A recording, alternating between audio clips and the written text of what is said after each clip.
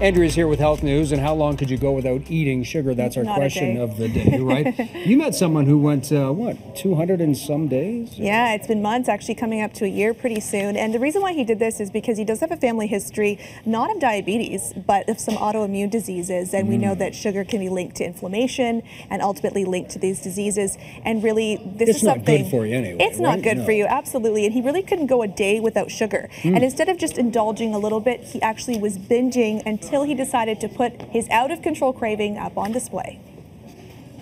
I used to eat a whole tub of ice cream in one sitting. I used to eat a whole pack of cookie dough in a sitting. An extreme sweet tooth or a severe addiction. Jason Holborn realized his love for sugar had gone too far when he began grabbing the sugar bowl to satisfy his craving. I used to mash up a cup of butter and a cup of sugar, and I would eat it as a snack at the end of my day. After 5 years of failed attempts to cut it out, he decided to put his addiction on display. Each day without sugar clearly documented in his front window. Today is day 224. So this has been your motivation, these signs here? Yeah, people are always complimenting me on my willpower, but the irony is I have none. If I had willpower, I would have no need for my window.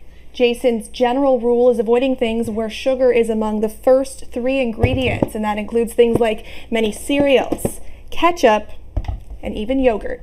We actually don't really need sugar in a literal sense. We need carbohydrates, but it can come from a lot of different ways, and we certainly don't need added sugars from things like pop or ice cream or candy.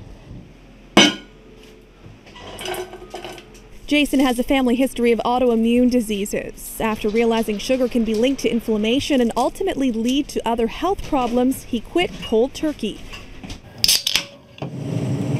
While cutting it out quickly can trigger withdrawals like headaches and shakes, on average, Canadians consume up to 5 times more sugar than we should be getting.